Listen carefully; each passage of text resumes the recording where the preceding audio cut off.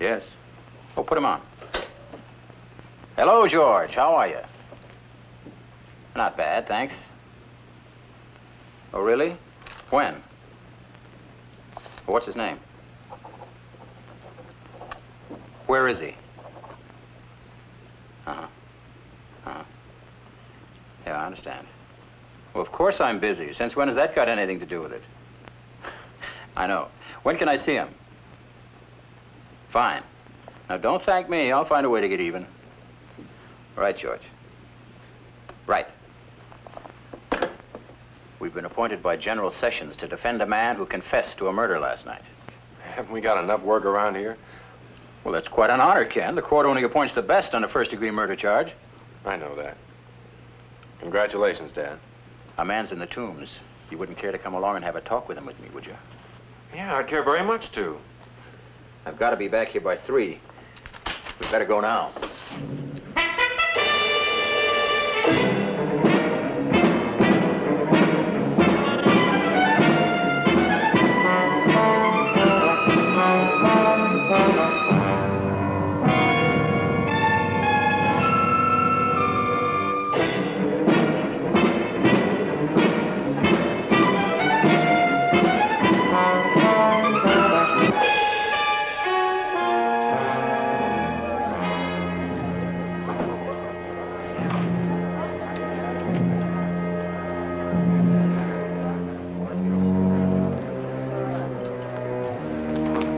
Here's your lawyer.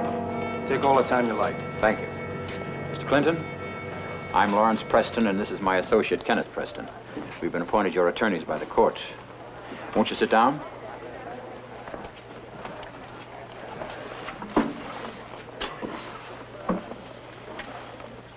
How do you feel? I don't know. You mind if I call you Tom? No, if you want to, it's all right. Well, let's see how it sounds. How old are you, Tom? 28. You married? Uh-huh. Children? Yeah, 2. 2 girls. Why, what difference does that make? None. I'd just like to know about my clients. Where do you live? I live in Brooklyn, 1621 Quinton Road. Do you work? Look, I killed him. I told everybody. I don't know how many people asked me that, but whoever did, I told, so I don't think there's any point in trying to hide anything. I killed him. I just killed him. Do you work? Where? In the plastics factory. Kensington Plastics in Brooklyn. For how long? 3 years. No, 3.5 years. Have you ever been arrested before? No, Ever been in any kind of trouble at all? No, Were you in the Army? Mm-hmm. Where did you serve? It was in Korea. Look, why do you have to know all of these things, Mr. I don't have to know everything at once. How does your head feel? Feels all right. It's all right. How did it happen? Well, he hit me in the head or something. Who? Who did? The other man. In the store? Yeah, that's right, the other man in the store. Tom, would you like to tell me what happened last night? Yeah? Well, what's it going to mean? I mean, what's it going to mean? I killed that old man. I just killed him. So what difference does it make? What happened? You know. I don't feel good. We should go away now. Why did you go into that store? Steal money. Where'd you get the gun you used? I traded for it. Well, some tech sergeant. Korea. 1 bottle of liquor and $10. Why did you want to steal? I didn't mean to kill him. I just didn't mean to kill him.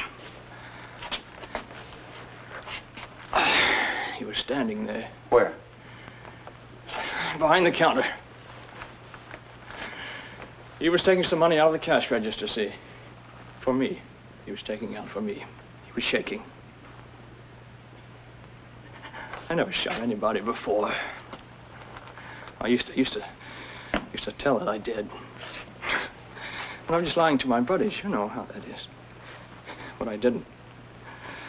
Not once. Why didn't you?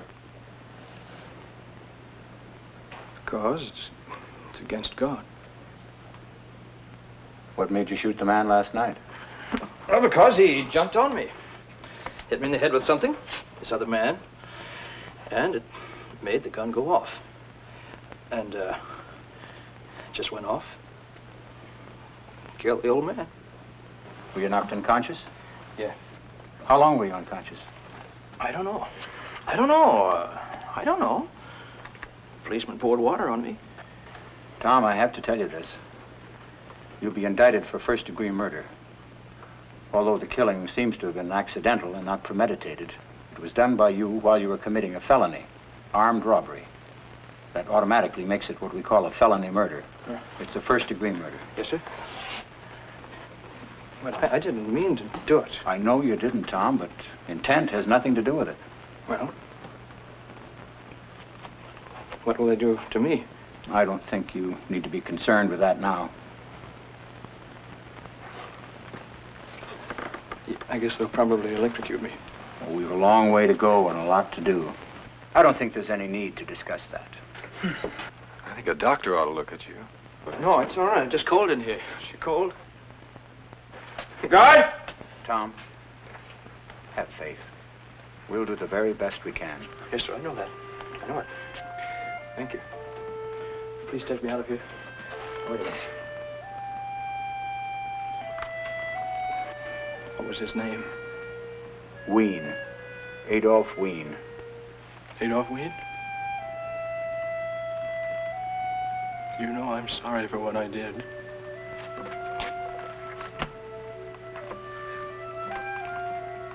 Oh, God, I'm sorry.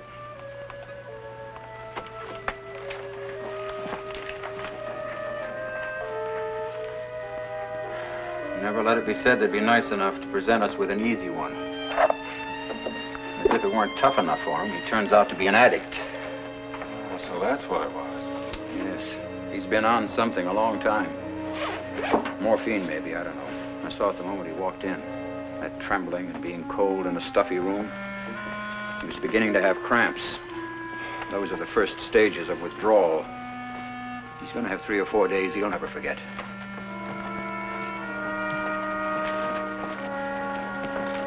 Excuse me, are you the lawyer for Thomas Clinton? That's right. I'm his wife. Oh, hello, Mrs. Clinton. I'm Lawrence Preston, and this is my associate, Kenneth Preston. I'm very pleased to meet you. We've just seen your husband. Is he all right? Oh, he's fine. Thank God. They wouldn't let me see him. I didn't see him since yesterday afternoon. I'm sitting here all morning waiting for somebody to help me. They called me 4 o'clock in the morning, the police, and they said he shot some man. Tom shot some man. Well, I know he didn't. Mrs. Clinton, I'd like to talk to you. He never did anything wrong in his whole life. He's a veteran. He was wounded in Korea. I mean, a man like that. He didn't do what they say, did he? Did he? Yes, he did. I'm sorry, Mrs. Clinton. This isn't a very good place to talk. No, I know him. I know everything there is about him. He didn't kill anyone. He didn't. Didn't mean to, Mrs. Clinton. I think we'd be much better off at my office. No, I have to see him. He's not feeling very well. You just said he was fine. What did they do to him? Nothing. No, I have to see him. He needs me. They can't stop me from seeing him now, can they? He's my husband. Mrs. Clinton, how long has Tom been a drug addict? How long is... I don't know what you're saying. How long has he been using drugs? He never did that. You mean dope? He never did anything like that. Sometimes a man can keep a thing like that from his family for a long time. No, it's not true. You don't know. He's a good man. He's kind and sweet. He never even yells at the kids. He never did anything bad. Every Friday, he brings them something from the 5 and 10. Some funny thing. Every single Friday.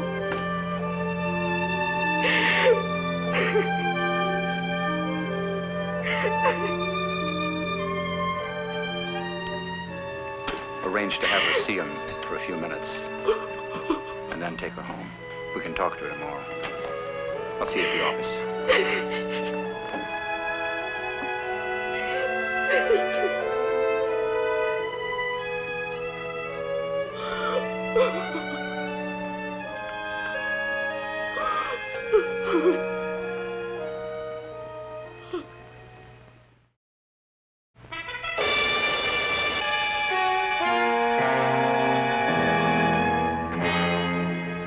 You look excellent, Larry. You've been playing some squash again, haven't you? Once a week. I thought so. You've got that nervous, alert look again, as though any minute that hard little black ball's gonna whack you right in the back of the head. I remember the feeling. After 6 or 8 times, you get used to it. How old are they now? Well, 4 years older than that. At the age where they don't want to call me Daddy anymore, they call me Pop. What's new in your life, Larry? Same thing I imagine's new in yours. Thomas Clinton. I'm sure you were thrilled to be appointed. I was. No, I'm in it. It's the sort of thing that keeps me feeling young. Now, let me tell you something, Granddaddy. As long as you can bounce around a squash court without getting a coronary, you don't need a case like this to keep you young. Maybe not.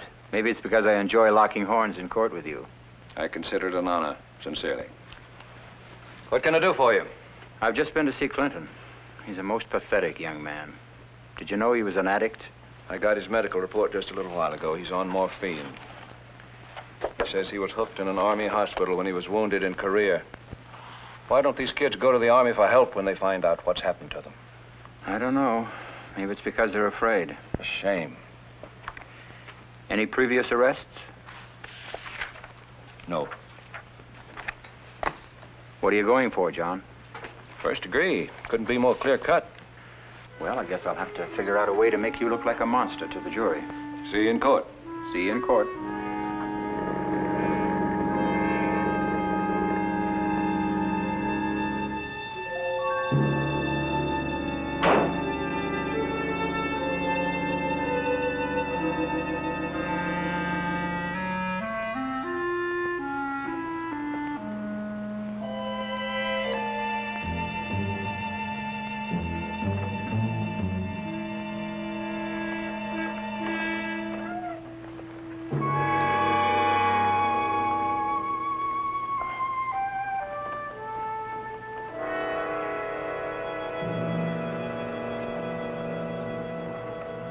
Closed, mister. Yeah, I know. On account of death. Maybe you read it in the papers. Oh, it's a terrible shooting. I mean, a genuine tragedy. And I'm here to say right now, I don't know what we're coming to in this world when a young punk can just walk into a store and bing. Yeah, I read about it. Oh, so you did read about it. Well, then I don't have to tell you, mister. I mean, look, 2 nice old men. Partners for over 30 years in this place. Neither one married. All they got is each other. Now there's only one. All alone. Oh, your heart could break for this man. I just paid my respects this morning. Oh, I'm only a casual friend, but I've been working in this neighborhood since 1937. And you know, Every 3 years, like clockwork, they hire me. I should touch up the paint job on this door. Well, I don't have to tell you, the man is grief-stricken. Grief-stricken. All I could do not to cry myself. Oh, that's life, mister. Bing. Just like that. Oh, and what's his name? The boy who done it? He should burn to a crisp.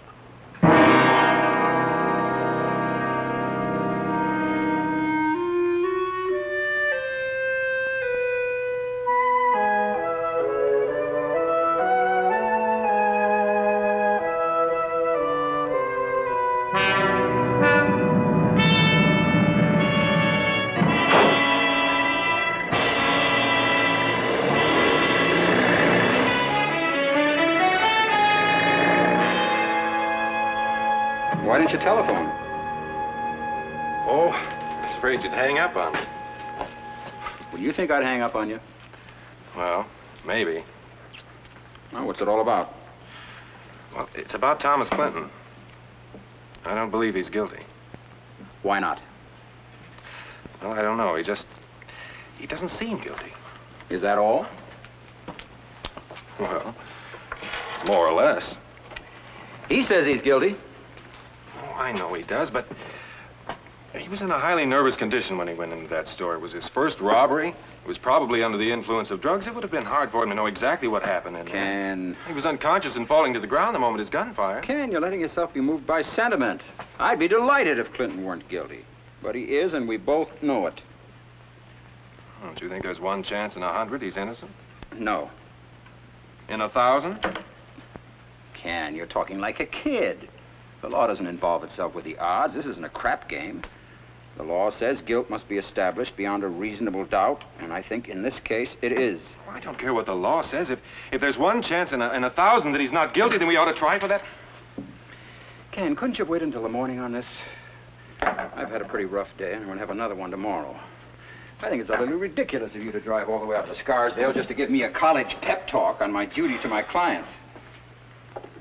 I don't think Clinton ought to be allowed to plead guilty to a lesser charge.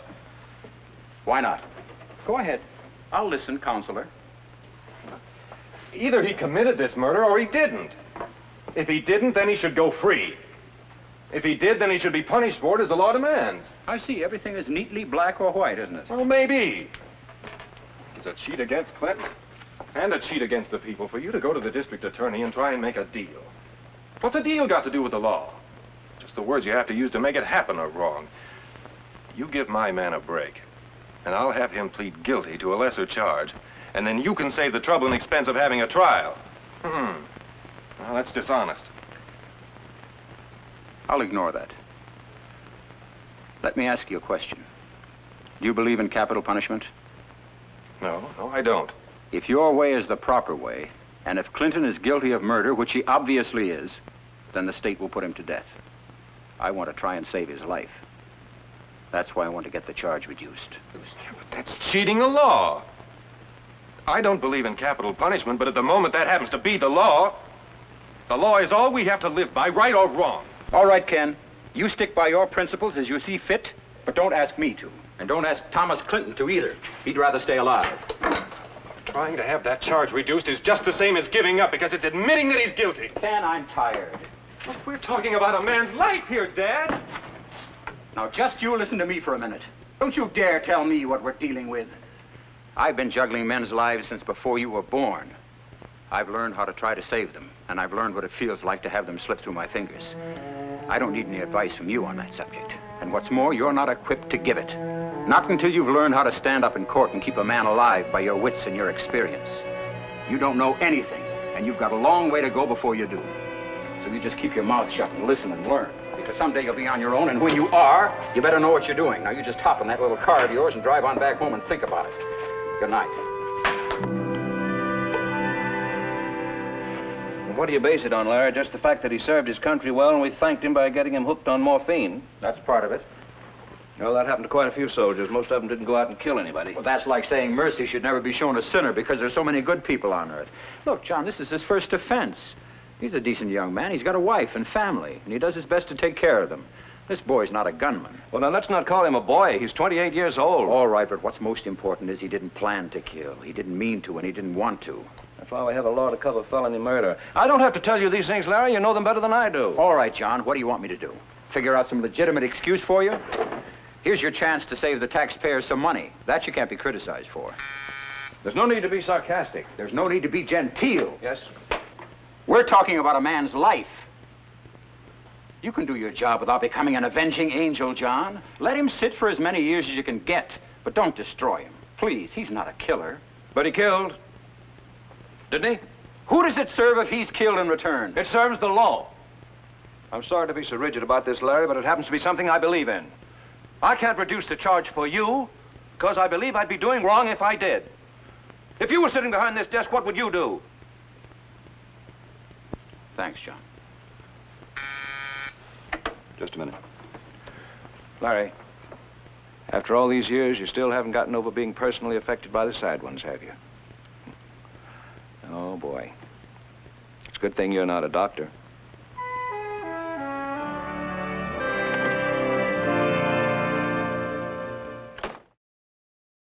It's taken. I'm sorry, it's taken. Tom.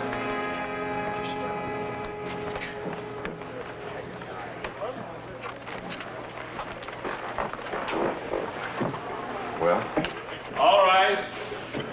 Hear ye, hear ye. All those having business before trial term, part 6 of the criminal court, draw near, give your attention, and ye shall be heard. Justice Mervyn Graves presiding. Be seated. You gentlemen are ready? Ready, Your Honor. Ready, Your Honor. Proceed. May it please the court. Ladies and gentlemen, there's no need to take up your time with a lengthy opening statement. We have a simple, clear-cut case to try here. I think that the facts will more than speak for May I themselves. remind you, it is important for you to remember as jurors that it is your duty not to prejudge the defendant until all the facts have been presented. In the early morning of October the 4th, were you summoned in your official capacity as county medical examiner to the delicatessen store at 610 Horton Street? I was. At what time did you arrive there? At 1:36 a.m. And what, if anything, did you see? Well, on entering the store, I saw the dead body of a white male, well-nourished, of approximately 66 years of age. Did you make an examination of this body? I did. Well, based on the findings that you made, do you have an opinion that you can state with reasonable medical certainty as to the cause of death? I have. Death was caused by a .32 caliber bullet which entered the body through the sternum. At what time was it when you responded to the call at the delicatessen store? 1:06 a.m. Was anyone there when you arrived? Yes, sir. The deceased, the other owner of the store, Henry Shell, and Thomas Clinton. Is Thomas Clinton in this courtroom? And if so, can you point him out? Yes, sir. He's the defendant, right over there. And what, if anything, did you notice about Thomas Clinton's condition when you arrived at the store? Well, he was lying on the floor unconscious. He had a pistol in his hand and was bleeding from a cut behind the left ear. What kind of pistol was it?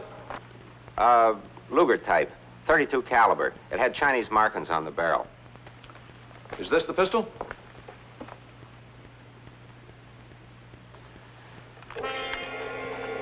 It is.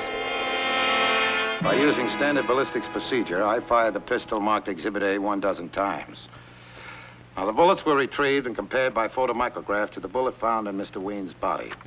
These photomicrographs prove conclusively that a dozen bullets fired by me and the bullet found in Mr. Ween's body all came from the same pistol. Is this the pistol? Yes, sir. Mr. Shell, how long have you known the deceased, Adolph Ween? 30 years. Maybe 32, 33. When did you and he decide to go into partnership? 1929. Summer 1929. Just before the, what do you call it? The stock market crash. What business did you decide to go into? We opened the store. The same delicatessen store that you have now? Same store. 610 Horton Street. Mr. Shell, in the evening of October the 3rd and the early morning of October the 4th, where were you? In the store with Dolph. Adolph Ween? Yes. What time did you usually close the store? 6 o'clock. That's when all the warehouses and the factories in the neighborhood closed. We got our business from them mostly. Sandwiches, you know, like that. Well, why were you still open shortly after 1 o'clock on October the 4th? Inventory. We always took an inventory and gave the store a good cleaning and fixing up every month. It was our custom. Well, were you open for business while you were taking inventory? Yes, sir. As long as we're in the store, in case a customer happens to come in, why not be open? Now, Mr. Shell, can you tell me in your own words exactly what happened in your store shortly after 1 o'clock on October the 4th? Well, we just finished the inventory, and we're pretty tired. And there was only the last things to do, like sweeping up the floor. And I was out in front of the counter with a broom, and Dolph was over by the refrigerator. And so there we were, and the door opened, and this man came in. And I said, "Good evening." And Dolph, he was always joking and everything. He said, "Good morning." I laughed. You know. And then this fella, very nervous-like, he pulls out a gun and says for us to give him the money. And he pointed it right at Dolph. And he was, you know, his voice sounded funny, and he was very, very nervous. And he said to hurry up. And then he kind of waved the gun around a little bit, and it was a kind of a foreign gun, and pointed at Dolph again. And then Dolph, he got pale, and he was scared. And he goes and opens the cash register. Now, I know what we took in that day, $91. And the change. That's a pretty good day for us. We don't make much money down there, you know, with the rent and the electric and all. So I got mad. And I took up a number 10 can of tomatoes in my hand. And Dolph was taking the money out of the cash register, and this fellow was looking at him. And I jumped over and I hit him over the head with a can. And the gun went off. I didn't know it could be so loud. It made a terrible noise. And Dolph screamed. And this fellow I hit, he went down unconscious. And Dolph was down, too. And I went back at the counter. And Dolph was dead. Shot through the heart. I didn't know what to do, so I went out in the street and I yelled for help a couple of times, but there wasn't nobody there. Then I went back in the store, telephoned the police, and this fella I hit, he was still unconscious when the police came there. And that's what happened. Every single thing. Now, can you tell me if the man who entered your store with a gun on the morning of October the 4th is in this courtroom? Yes, sir. He's sitting right over there, that young fella, at the table with the lawyers. Indicating the defendant, Thomas Clinton. Thank you, Mr. Shell. No further questions.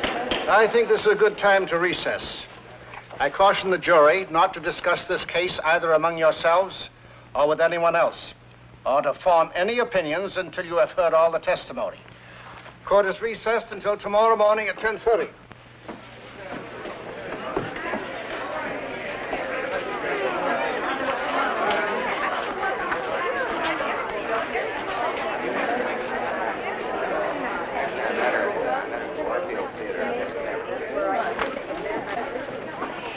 Everything's going to be all right, Tommy.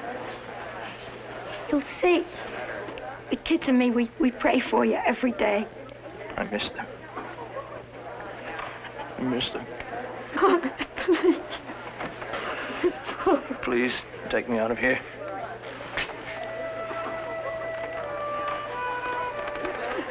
Tommy.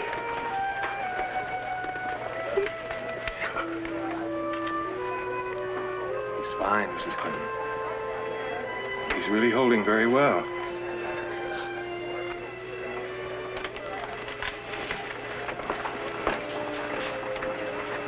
Mr. Preston, will Tom be all right? I mean, they all say the same thing, one after another. They all say he shot that man, and there's nobody saying it was an accident. We haven't had our turn yet. Be patient. Everything's going as well as we expect it to. I think you ought to go home now. We'll see you here in the morning.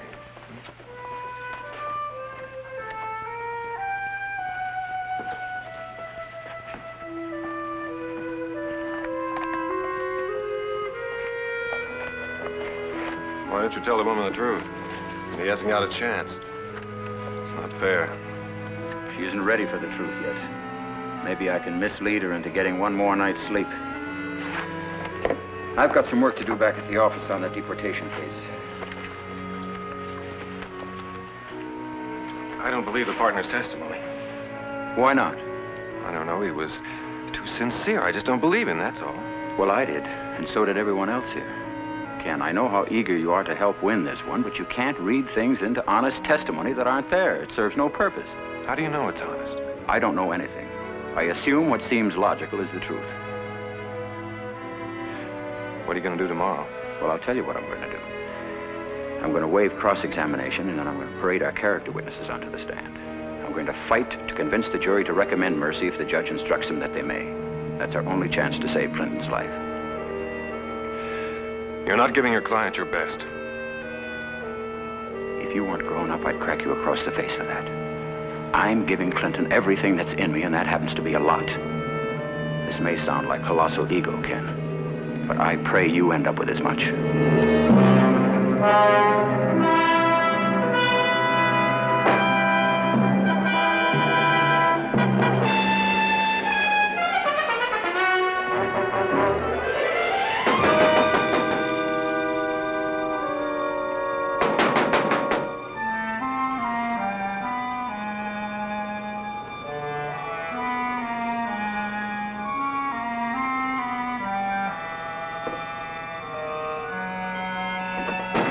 Closed.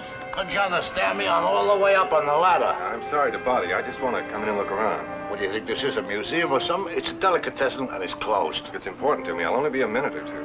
Hey, see the fellow I spoke to you about a month ago, right after the murder?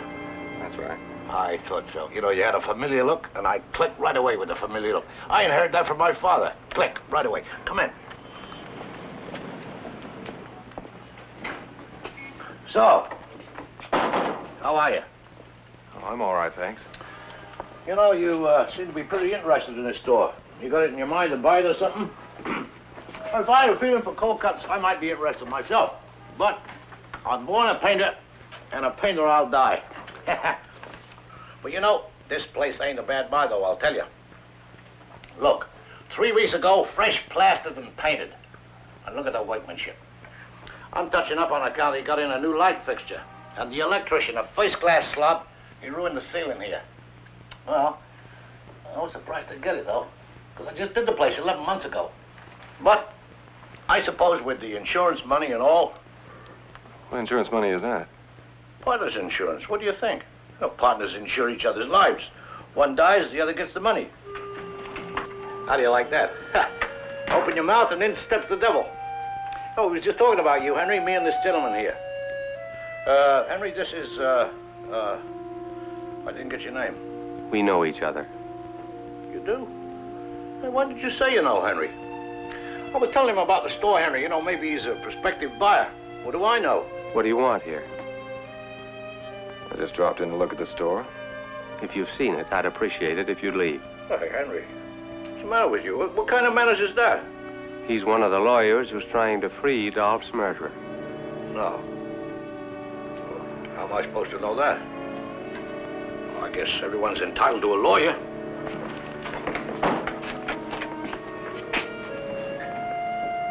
Good night, Mr. Shell. Toodaloo.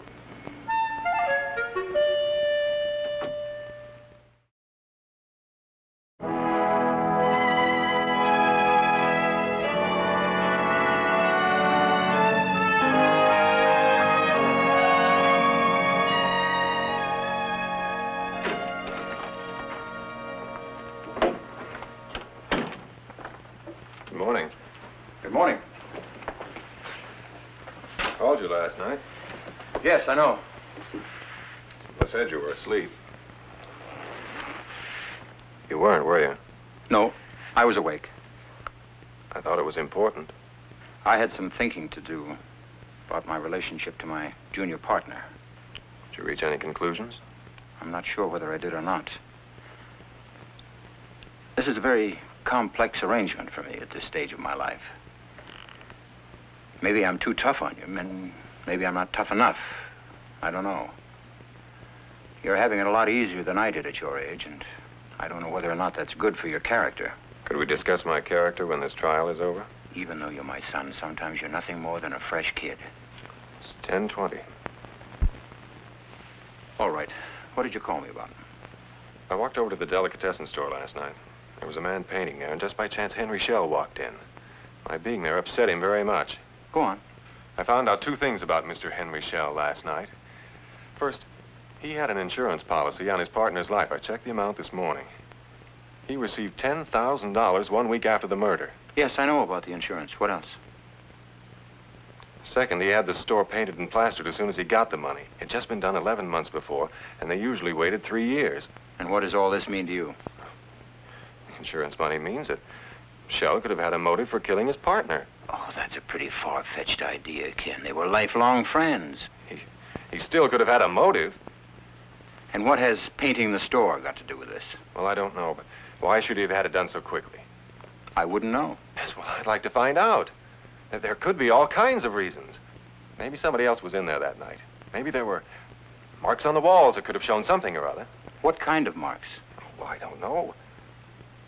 Blood, maybe. Blood washes right off. Ken, what do you expect me to do with these little bits and pieces that don't add up to anything? I just keep remembering that Clinton was unconscious for 3 or 4 minutes. All we know about these minutes is what Mr. Shell tells us. I'm not experienced or anything, Dad, but couldn't you knock a dent into his testimony with that? Ken, you can't expect me to wade into a cross-examination with ideas from a fairy tale. You're all Tom Clinton's got. I'm aware of that, Ken. Well, then cross-examine Shell. Hurt him. Raise doubts about his honesty. The prosecution will do that to your witness if they can. Look, I'm a fresh kid. I admit that. I've had it easy. I admit that, too. Now, what do you want me to do? Scrub the floors in the office? You've got it. Count the paper clips? I'll do it. But for the love of God, let me see what I'll finally become if I'm lucky enough and smart enough. Those are your words. Now show me. Funny.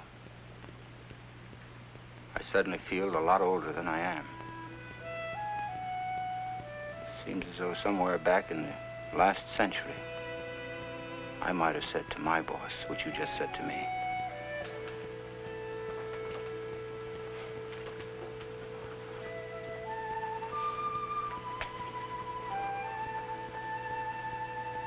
I could be so wrong. Maybe I am. Somehow, I just don't believe he's guilty, Father. Father? You haven't called me that in 15 years. That's right, I haven't. I hope it hasn't appeared to you as though the old guard is desperately trying to hold off the advancement of its ultimate successor. It hasn't. It may be that a man loses passion as he gains experience. I've learned over and over again that instinct is no substitute for logic. But maybe, just maybe, once in a while it is. I haven't been on a crusade in a long time. Let's go into court, Kenny. You haven't called me that in 15 years. No, I haven't, have I?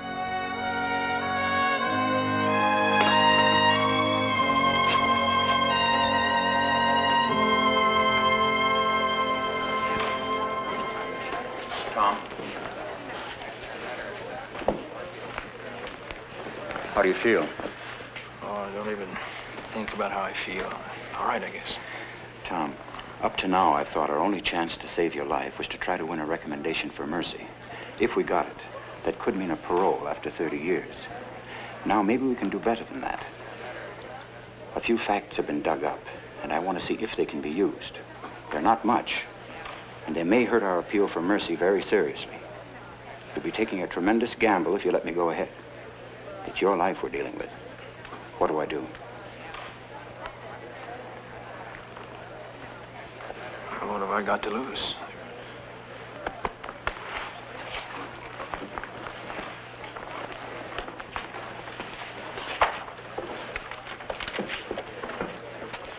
All rise. Hear ye, all those having business before trial, term part 6 of the criminal court, draw near, give your attention, ye shall be heard. Justice Mervyn Graves presiding. Be seated. Henry Shell. Still under oath. Your Honor? Proceed. Mr. Shell, you stated that prompted by anger at the threatened loss of your day's receipts, you seized a number 10 can of tomatoes and hit Thomas Clinton over the head with it, knocking him unconscious. Yes, sir. That was a courageous thing to do. How far away from him were you standing when you started towards him? Oh, I don't know. Maybe 7 or 8 feet? And as you started towards him, did he turn to you? No, sir. Hearing you coming towards him, he still kept the pistol pointed at Mr. Ween? He didn't have time to turn. You must have moved very quickly, Mr. Shell. Yes, sir. I can move very quickly when I want to. And very quietly. Yes, sir. You stated that Mr. Clinton seemed very nervous when he entered your store. Terrible. He was twitching and everything. And yet, nervous as he was, he didn't respond at all to your movement. Think now. That's right. He didn't even begin to turn? Objection. Sustained. The witness has already answered that question. Mr. Shell, could you tell the jury how Mr. Clinton was holding the pistol? Just like anybody holds a pistol. And how was that? Like that? Please hand the witness Exhibit A. Perhaps this will help you. Now, how was Mr. Clinton holding the pistol? Where was it pointed? At Adolph Ween. At Mr. Ween's heart? I don't know. Maybe his heart. I didn't have time to look. Could it have been pointed at Mr. Ween's head? Maybe. I don't know. Maybe. Yes, maybe. You don't know where it was pointed? No, I was too scared to see things like that. But not too scared to attack Thomas Clinton? No, sir. Now, could you tell the jury the exact moment at which Mr. Clinton's pistol went off? When I hit him. Exactly at the moment you hit him? Well, maybe not exactly, but right around the time I hit him. Right around the time. And did he fall to the floor instantly? He fell right down like an ox. Instantly? Yes, sir. Had he started to fall when the pistol went off? I don't know. Could the pistol have gone off as he was falling? Oh, I don't know. I was too excited. Mr. Shell, is it possible that the bullet fired by Thomas Clinton as you knocked him unconscious missed Adolph Ween entirely? Your Honor, what's he getting at here? The question is entirely proper. The objection is overruled. Mr. Shell, is it possible that the bullet fired by Thomas Clinton as you knocked him unconscious missed Adolph Ween entirely? No, it's not possible.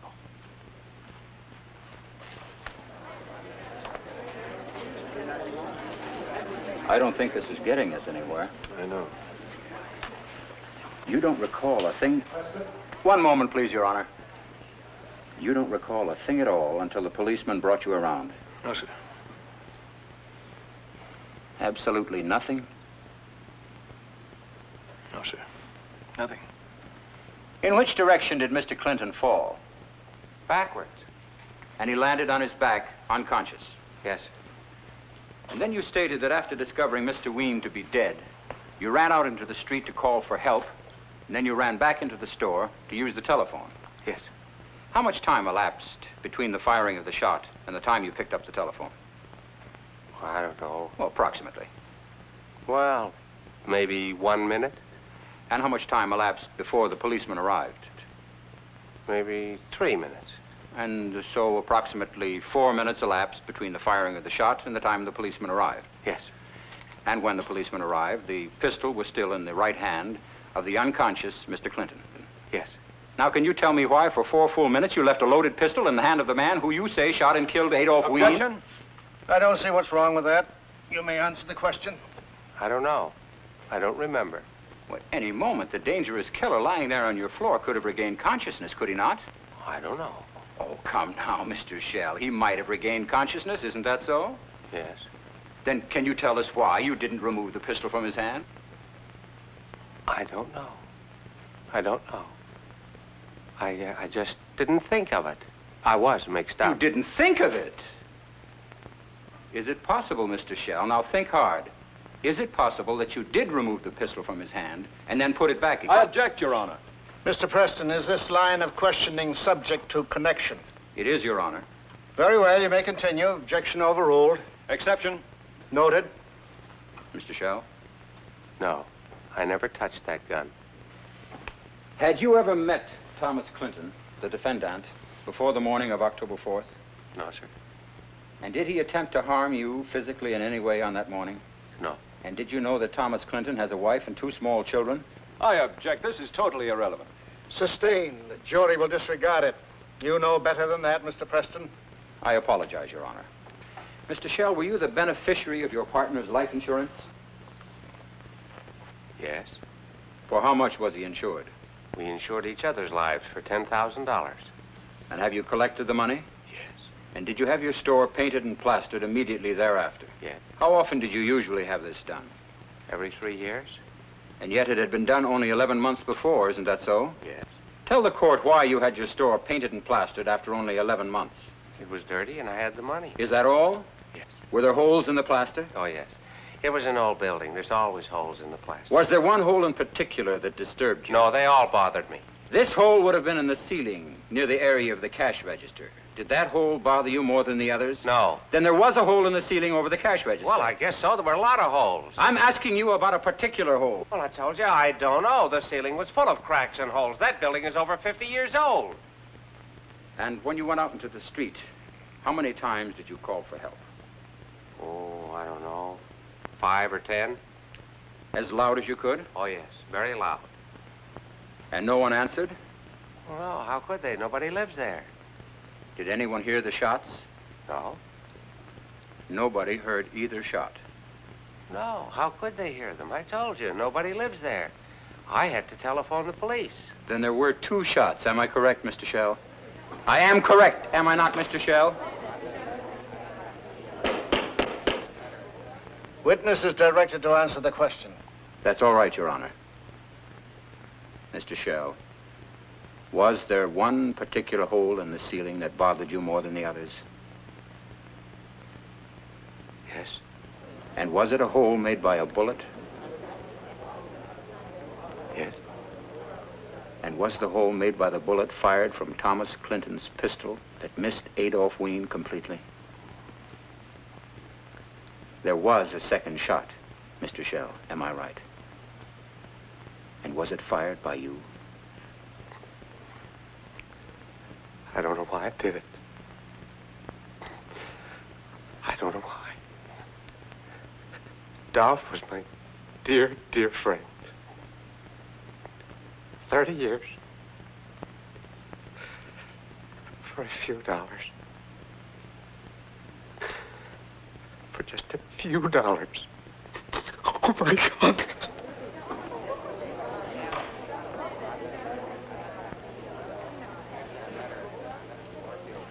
No further questions, Your Honor.